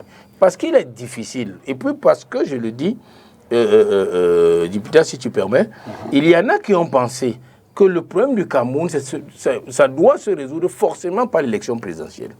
Or, il faut se bâtir. Ils n'ont pas pensé qu'il fallait se bâtir une bonne stratégie en contrôlant les élections locales. Les élections locales, en prenant les mairies comme le SDF en avait pris les plus grandes mairies dans les grandes villes et en essayant comme ça de couvrir le territoire de manière sérieuse, parce que ça ne l'a pas amené à étudier. Au départ, non. Étudier, c'est la finalité. Il fallait se bâtir une stratégie normale. L'opposition a échoué en 92. En 97, elle devait se ressaisir et comprendre qu'il fallait aller aux élections et donc contrôler. Pourquoi? Parce que, comme vous le dites, le SDF ne peut pas être majoritaire dans les mairies, même si on le lui conteste. Ici, aujourd'hui, on le lui a contesté à cette époque. Le SDF ne peut pas contrôler les grandes mairies de la ville de Douala en 96, contrôler les grandes mairies de Bafoussam et tout ça, et pour se retrouver en train de discuter une coalition où on va lui dire non. Vous allez avoir, en tant que parti majoritaire, vous n'aurez que le premier ministère et 3 ministères de souveraineté. Et là, qu'attendez-vous de la réaction donc, du leader de l'opposition? Je voudrais justement vous faire part de la contribution de Saïdou Maïdadi, cadre à l'UNDP. Je le cite. Ex-SDF. Oui, un ancien du SDF. Premier vice-président du SDF. En 2004, le jeu était faussé dès le départ. D'où le choix de Assongwani et de Moifo comme secrétaire et secrétaire adjoint il répète ce que j'ai dit. La CNRR. Pour rien au monde, Frondi ne devrait être le candidat. Les critères choisis étaient très orientés pour, in fine, barrer la route à Frondi. Oui. Il y a donc une manipulation. Frondi claque la porte quand il finit par comprendre le jeu. Fin de citation. Alors, passons 2004. 2011, avec, entre-temps, l'écrou de la limitation du mandat présidentiel qui saute. Et puis, plus récemment, 2018. 2011 d'abord, pardon, j'ai dit 2014. 2011 d'abord. Qu'est-ce qui peut... Il n'y a même pas eu de tentative de coalition en 2011. Il n'y a pas eu. Oui, justement, je veux dire que... C'était chacun pour soi. Justement, est-ce que ce n'est pas... je vais le dire comme je le pense. La blessure des tentatives antérieures qui fait que les adversaires au président, c'est-à-dire opposition et société civile, se disent ça sert à rien. D'autant plus qu'à ce moment, c'était plus ou moins encore les mêmes acteurs. Hein. C'est les mêmes acteurs. D'accord. Mais simplement, quand le président Bello, UNDP, s'est rendu compte, parce que la décision de boycotter, ça s'est pris en janvier 1997. En avril 1997, le SIF va à l'élection législative et, pour ainsi dire, rafle la mise. Et le RDPC, l'UNDP s'est senti affaibli. Ils ont même négocié pour dire que essayez de nous soutenir dans le fait que si on a, je crois, 11 députés, on peut faire un groupe. Voilà. Cette négociation n'a pas marché. Et Bello était ulcéré. Il a dit que mais on est allés ensemble boycotter, mais maintenant je demande que vous m'aidiez à avoir un groupe en nous appuyant, un groupe parlementaire, vous refusez. C'est une fissure. C'est pas fini. Quand le président voit qu'il y a eu ce boycott, il décide en décembre 1997 de faire un dialogue entre les partis de l'opposition et le RDP. En Bankolo? Oui, à Bankolo ou là où il y a l'église catholique. C'est mon Bankolo, non? Vas-y alors. Oui, Oui. Non. Allez-y, poursuivez. Oui, bien sûr. À partir de là, n'est-ce pas? Oui. À partir de Mais là... la guerre s'amplifie encore. Elle s'amplifie. Chacun... Oui. Qui va entrer au gouvernement, qui ne va pas entrer, Voilà. qui va... Et Froundi n'a qu'une revendication. Il veut que on le désigne comme le chef de l'opposition, comme en Grande-Bretagne. Qu'on réforme même la Constitution. En fait, que l'opposition ait un statut. Qu'il ait un statut. Qu'il en soit reconnu comme étant de leader de l'opposition. Parce que chez eux, en Angleterre, il y a le leader de l'opposition de la reine. Oui, chez eux, c'est des anglo-saxons. Allez-y. Voilà. Donc c'est pas ça, péjoratif. Ça a accentué la division.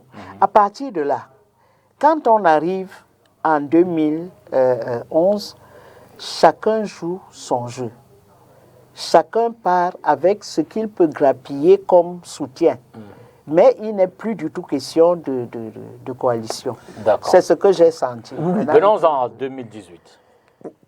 Oui. Il faut préciser on va qu'en 2011, il y a l'incidence de la levée de la limitation de Bien sûr, D'accord. Avec en 2008. Quelle année la gravité en termes d'incidence? Oui, l'incidence c'est tel que tout le monde se préparait à aller à l'élection en 2011 en sachant que qui n'est plus là. Et que l'élection pourrait être ouverte. Et que donc cela pouvait être ouvert. Sauf que Patatras en 2008, il dit... Il redevient un candidat dans la durée. Je suis encore là. Et je ne veux pas rentrer dans le débat de qui défendait cette loi à l'Assemblée. Non, je n'ai pas parlé depuis. Hein. Vous reviendrez. Alex d'abord. Je veux quand même dire une chose, parce que 2011 Vas-y. est quand même particulier, parce qu'on parle des coalitions. Mais c'est précisément, et on parle peut-être des coalitions pour les élections présidentielles. C'est la seule année où il n'y a même pas eu un début de coalition. Non, même pas une Je rappelle que le principal parti de l'opposition, et je n'ai pas de pudeur de le dire, le SDF, a déjà en son propre sein un problème. La candidature de Froundi commence à déranger les gens. Oui. Je me rappelle que pour se faire investir, Tabessing. non, le Tabessing c'est loin en 2004. Oui, c'est vrai. Pour se faire investir en 2011, Froundi, il n'a même pas pu convoquer un congrès. C'est la cellule de conseillers qui l'a désigné. Parce qu'initialement, il y a un débat sur faut-il aller à ces élections ou ne faut-il pas aller. Les gens sont grogis quand Biya lève le verrou de la limitation. Les gens s'étaient préparés à aller à une élection ouverte. Maintenant que... Même ces jeunes. Même ces jeunes. Donc, dans toute l'opposition, les gens vont essentiellement pour exister. Ils ne vont pas pour gagner. D'accord. Du coup, personne ne travaille avec une coalition. À l'intérieur des partis politiques, il y a les conflits qui vont jusqu'en 2018 dans un parti comme le SDF et qui ont débouché au schisme qu'on a vu avec l'exclusion d'une bonne partie des cadres. Pas de 2011. Hein. Les gens croient que c'est... Je peux même dire que ça part de 2002. Parce que Maïda dit qu'il vient de parler tout à l'heure. Maïda dit il parle de SDF dans quelles conditions? C'est après les élections législatives de 2002, je crois, où il y a une divergence stratégique profonde. Et ils partent pour créer... Ils démissionnent du SDF pour aller créer l'AFP. Et quelques temps après, il choisit une autre démarche. Donc, parce qu'ils disent que le chairman n'a pas été clair, n'aurait pas été clair. Et que le chairman aurait négocié avec le gouverneur du Nord-Ouest. Voilà. Bon, moi, je ne veux pas... Donc, les sont gagnés. Je ne veux pas entrer dans la polémique. C'est pour ça des raisons que... Vous voyez que nous faisons la discussion autour du principal parti de l'opposition. Parce que c'est... Alex, s'il vous plaît. Tu es venu avec ta stratégie. Même quelqu'un d'autre peut avoir sa stratégie. Tu es venu avec ta stratégie. Ça, je le comprends parfaitement. Mais je dis que je ne veux pas entrer dans la polémique. Je ne veux pas entrer dans la polémique parce que j'estime que nous sommes en train de rechercher quelque chose pour bâtir. Oui. C'est en 2011, après les élections présidentielles, qu'est né le G11. Le G7. Le G7. Le G7. Oui. Le G7, on a compris en 2011 qu'on avait fait une grosse erreur. Et on avait fait le bilan en se rendant compte que chaque jour qui passait, n'est-ce pas, ça s'effritait. de 40 députés, on se retrouve à 18, etc., etc.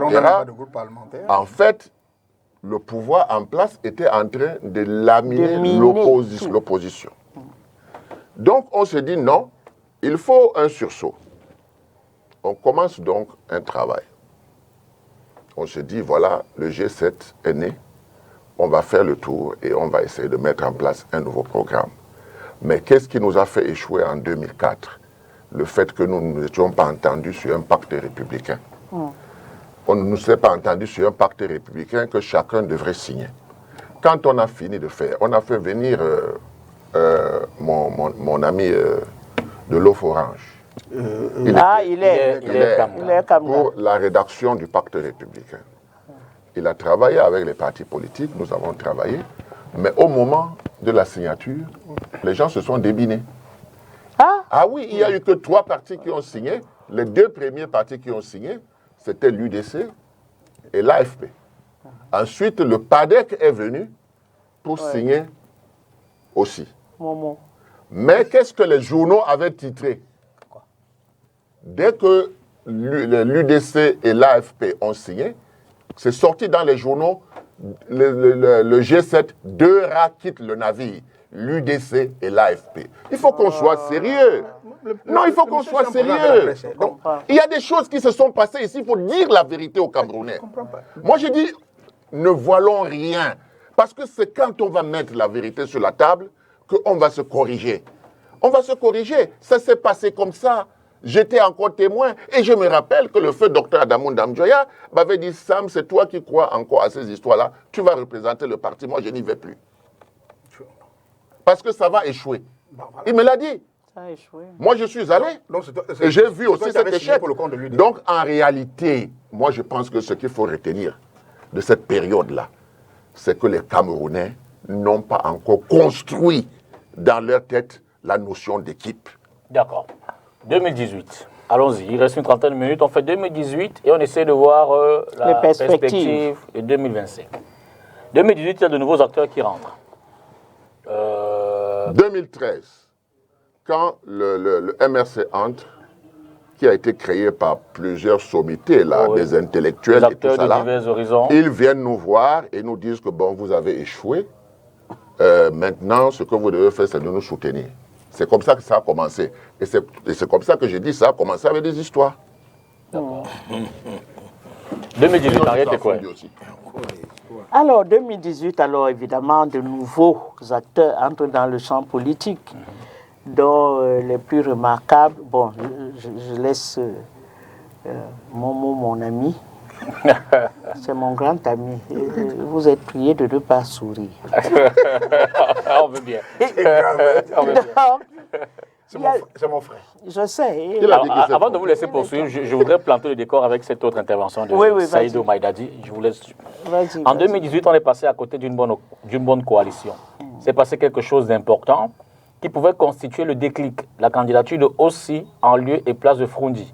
Pour cette situation nouvelle d'une candidature de l'opposition d'un anglophone et qu'on peut considérer comme jeune, Kamto devrait s'aligner, Mouna aussi, Cabral également. Une telle alliance devrait faire réfléchir l'UNDP. Et tout était possible. 2018 ne se répétera malheureusement plus. Je vous laisse. Non, Maïda, il ne faut pas. Maïda dit qui dit ça. Il est très loin. Il est très loin du SDF. Il faut lui rappeler. Pour ceux il a une expérience politique quand même, Maïda dit. Mais sauf que pas le premier venu. Sauf qu'il a ses conclusions d'attention. Il a dit quoi? Non, il parle pour demain là. Non, il dit 2018. Je te dis que il dit là maintenant. Arrêtez quoi? Chacun prendra la parole à son tour. Arrêtez quoi? Ce qu'il dit, oui. Sauf que le parti est considérablement affaibli. Il est traversé par des courants terribles. C'est la première fois que je vois le nouveau chairman, monter sur l'estrade tout seul. Tout seul. Et je l'ai appelé parce que quand il a été investi au mois de février... Le nouveau chairman, c'est-à-dire je crois aussi. Bon, à l'époque, il est premier vice-président, c'est lui qui, de fait, assure l'intérim. Oui. Oui. Mais le président, le chairman, va battre campagne en 2018 tout seul. C'est du jamais vu. Ça veut dire qu'il y a déjà dans la direction du SIF d'une grogne qui est connue.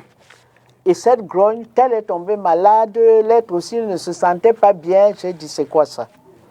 Depuis quand est-ce que le chairman qui est en campagne monte tout seul sur l'estrade? Donc, le SIF était affaibli par les divisions qu'il y avait déjà dans le parti.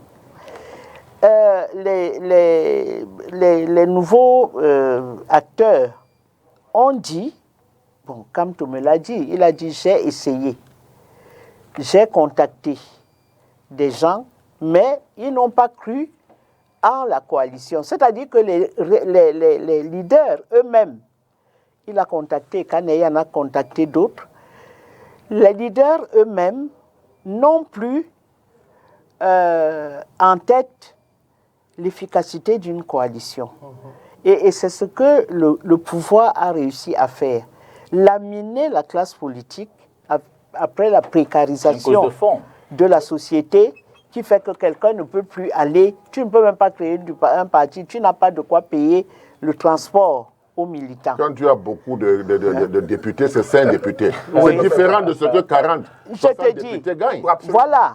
Comment vous allez gérer le parti? Donc il y a une précarisation terrible qui fait que, bon, c'est un peu le chacun pour soi.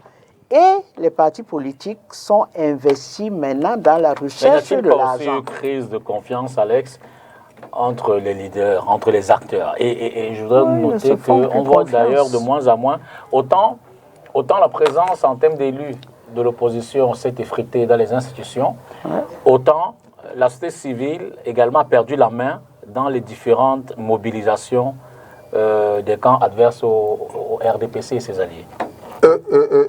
Mon cher Dipita, s'il vous échappe que depuis 2014, on a adopté la loi antiterroriste sur le terrorisme en quelle année? Oui, avec Boko Haram. En 2014. Oui, oui. Cette loi-là, qui criminalise l'opinion politique, que même les lois de 1962, oui. Toute opinion politique qui est destinée à remettre en cause comment je vais dire, même pas l'ordre établi, mais le fonctionnement de l'État, le fonctionnement des pouvoirs publics. Les gens pensent que l'opposition vit de quoi? Vit de la critique ferme et même frontale du pouvoir.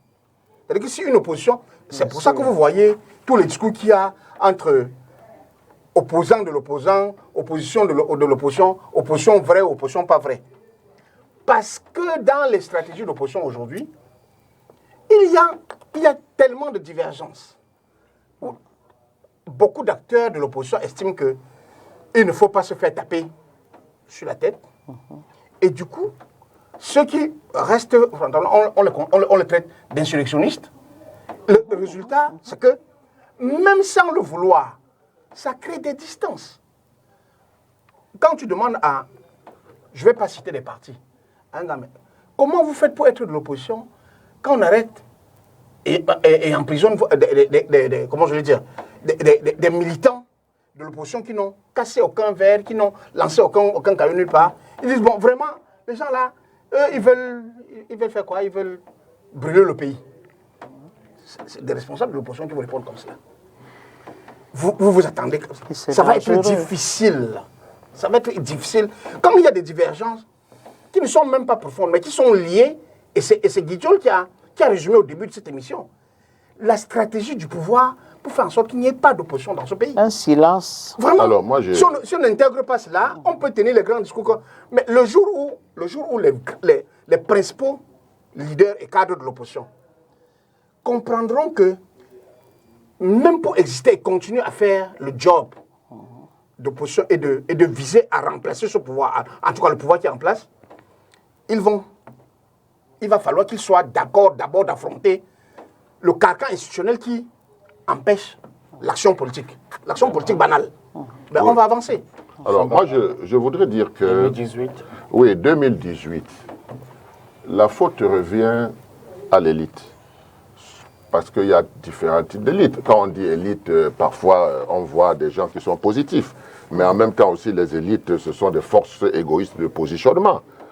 Donc, quand vous voyez les partis politiques là, les lieutenants ne veulent même pas de coalition.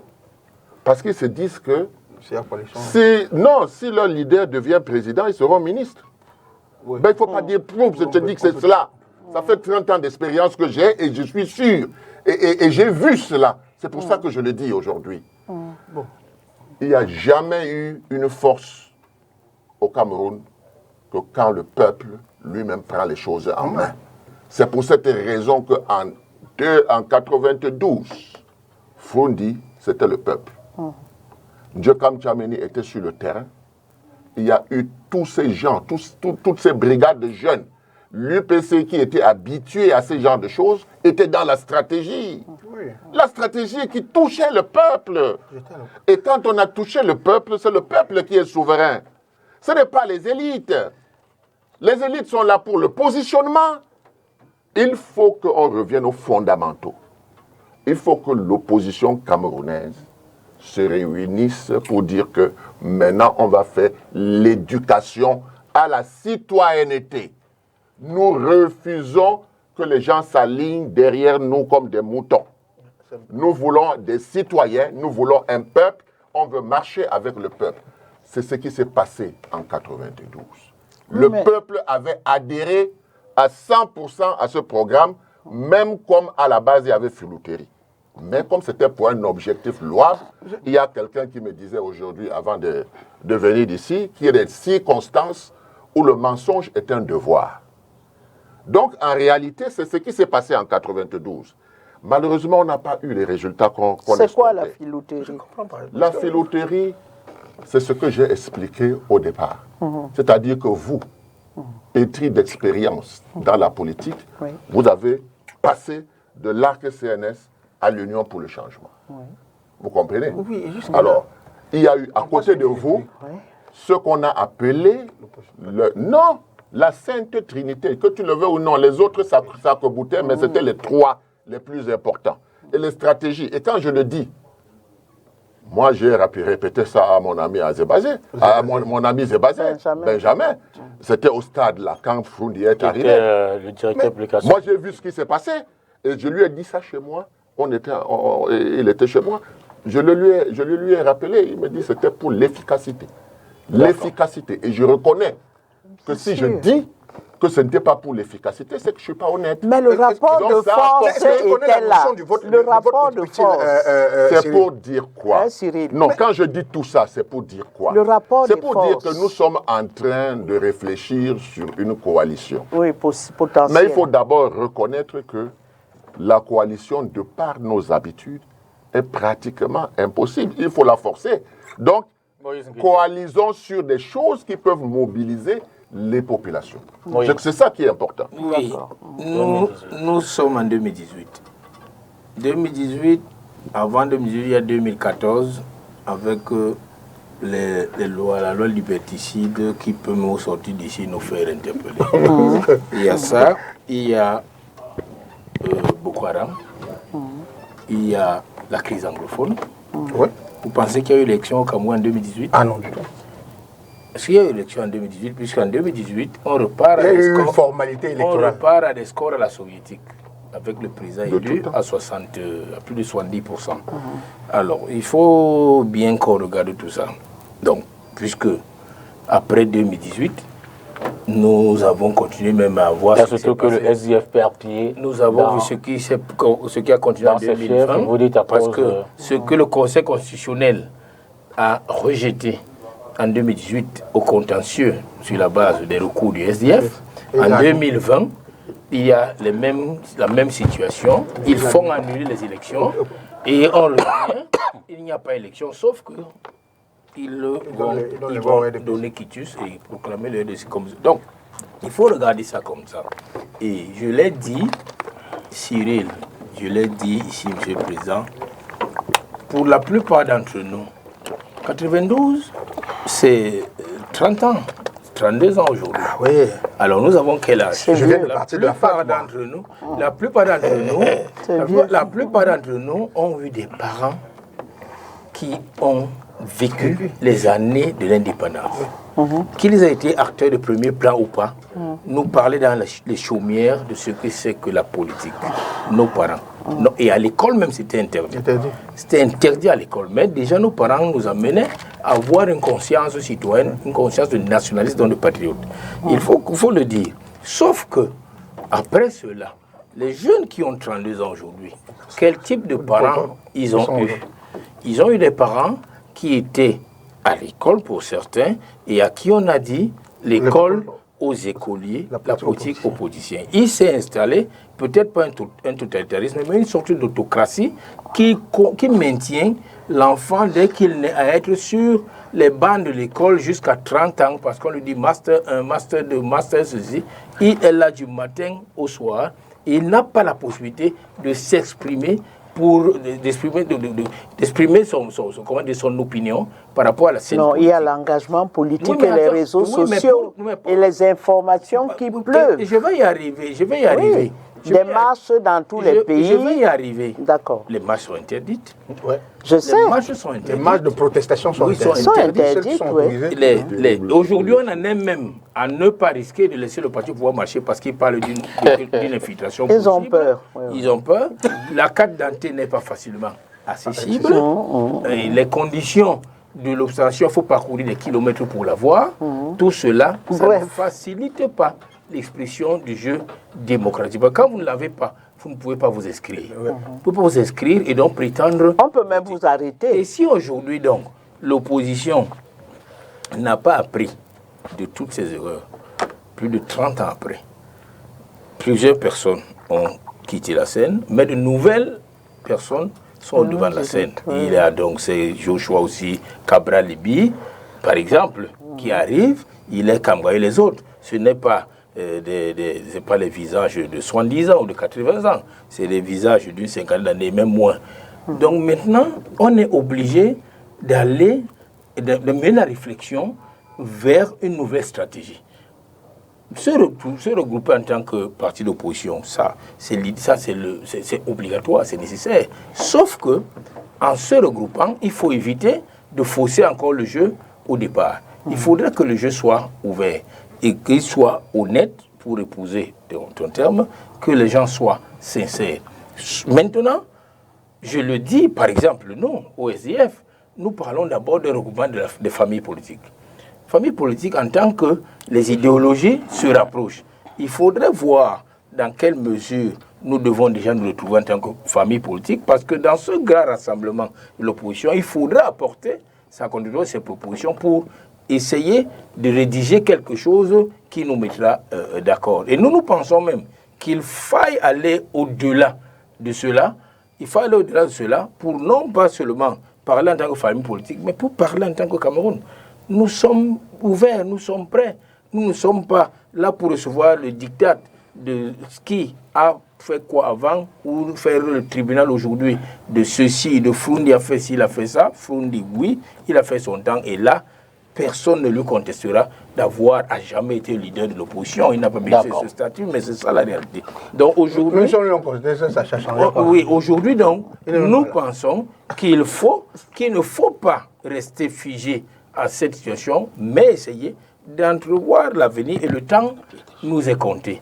Le temps nous est compté, il faut donc laisser le jeu. Mais il y a une impossibilité à progresser. Oui, justement, on y est. C'est ça le problème. Je suis d'accord, mais le terme, moi, je ne vais pas l'utiliser. Je veux utiliser que nous avons des difficultés et nous pouvons tout au moins contourner ces difficultés et trouver la possibilité donc d'aller vers quelque chose. Dans l'antichambre de l'avenir, il y a déjà au moins deux groupements qui semblent prendre corps.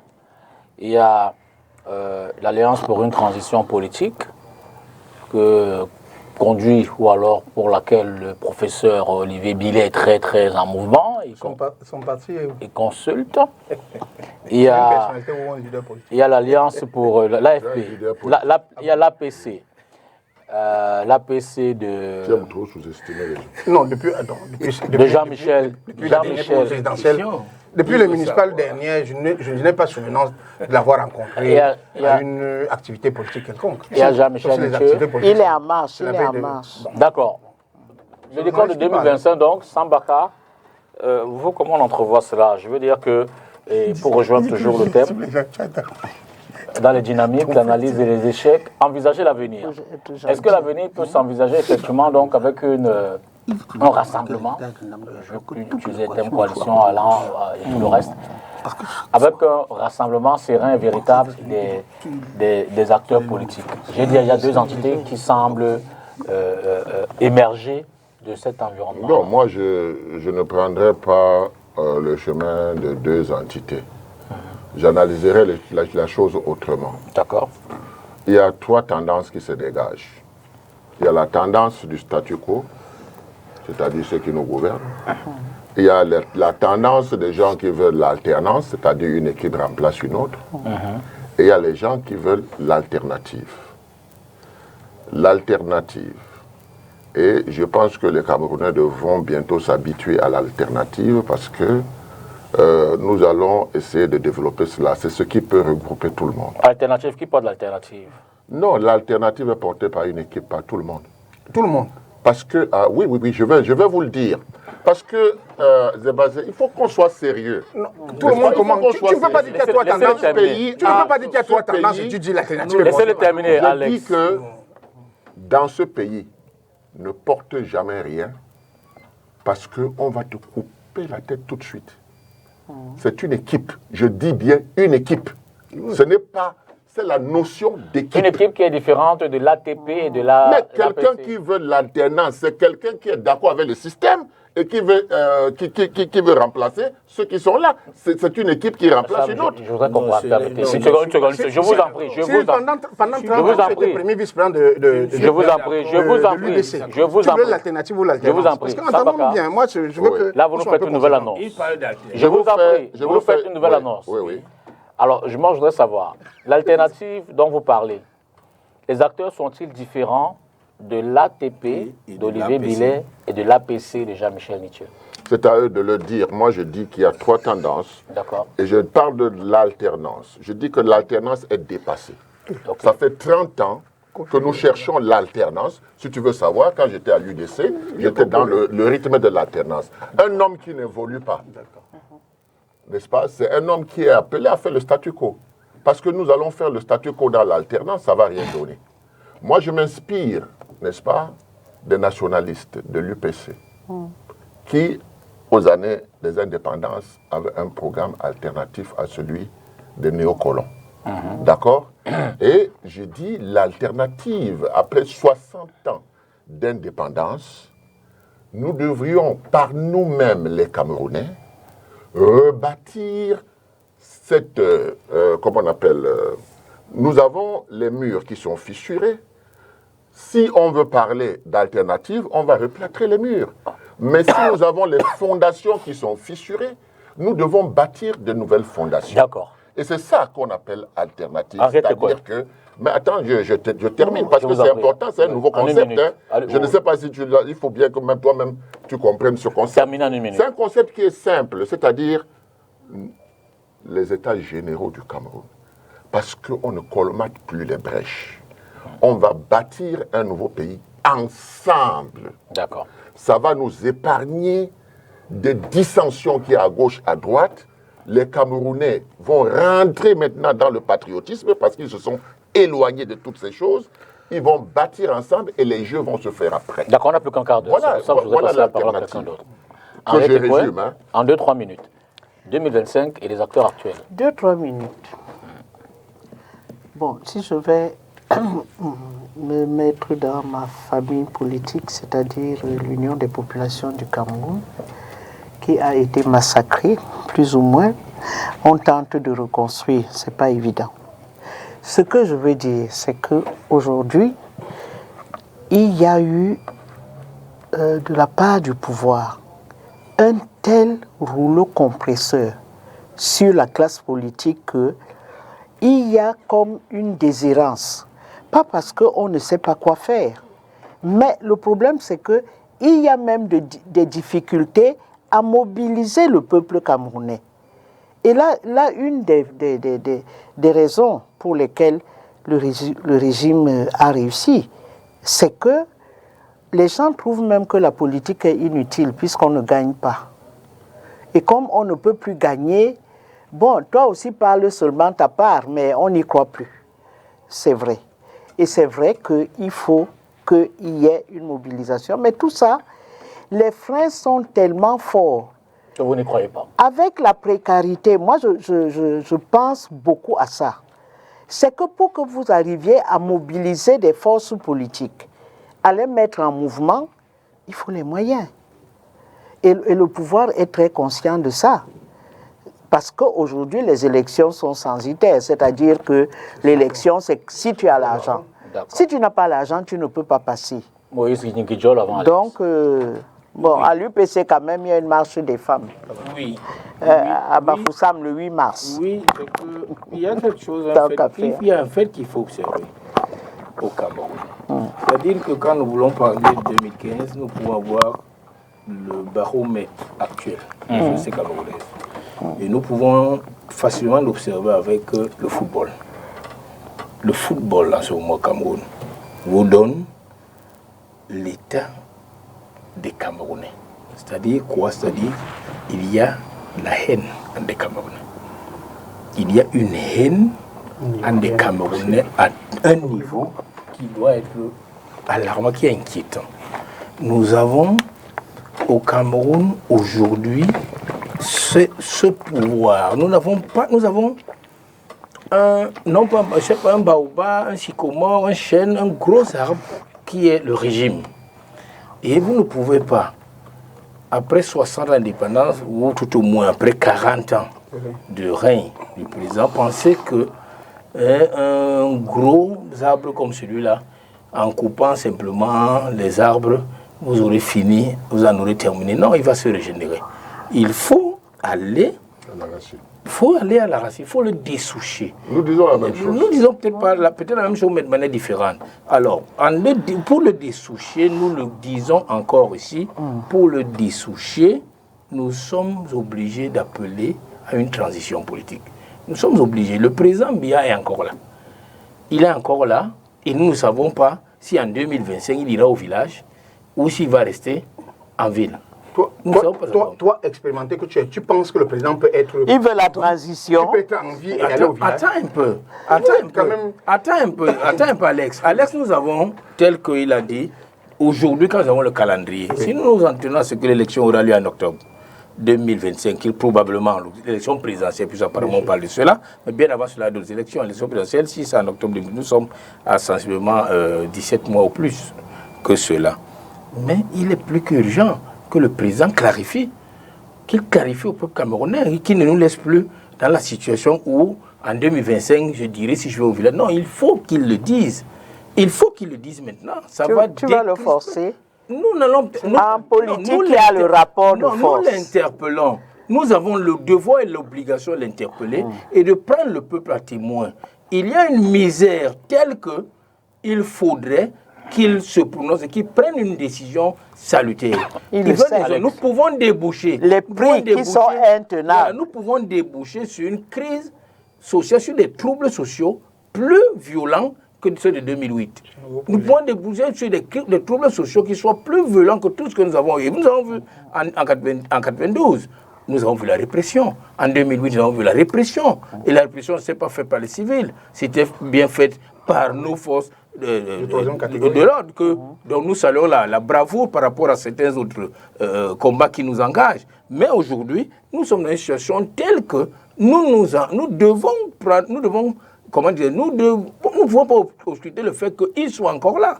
Il est là et nous devons l'interpeller. Et il n'a pas l'intention de partir. Bon, s'il n'a pas l'intention de partir, nous sommes donc obligés. Nous sommes obligés, Alex, tu prends une minute avec ta permission, de nous retrouver.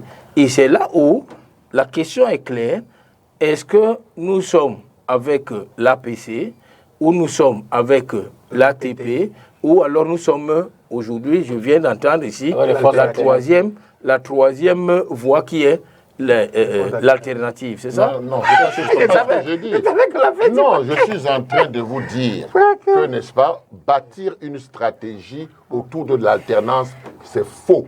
Fausser les débats. Il faut bâtir une stratégie autour de l'alternative. L'alternative n'est pas un nouveau concept au Cameroun. Le Front des forces alternatives a développé exactement la théorie de Sambaka. Alors, Alex Azebazé. On l'a appliqué quand? Attention. Mais, je vais pas revenir. 2025 est la suite. Hein. Oui, je vais pas revenir sur ce que... On n'a plus que 8 minutes. Il y a un fait que je constate. Le pouvoir du président Biya. J'ai de la peine à dire le pouvoir RDPC, parce que le RDPC, c'est une coquille qui masque un pouvoir administratif un pouvoir qui est tenu par des réseaux administratifs et affairistes dans ce pays. Ce pouvoir-là ne peut pas faire ce que vous demandez là, c'est-à-dire une transition, organiser une transition. Il ne va pas vous regarder en spectacle.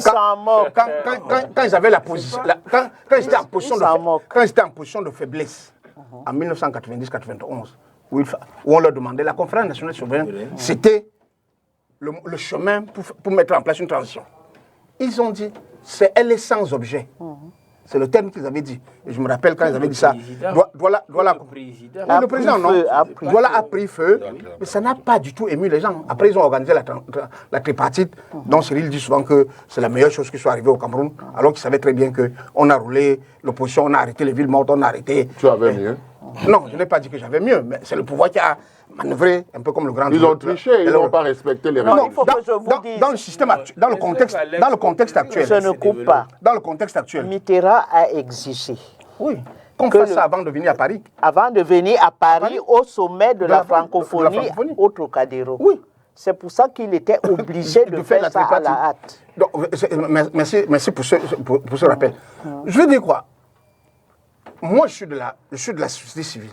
Je suis acteur ayant suivi tous les mouvements qu'on voit là.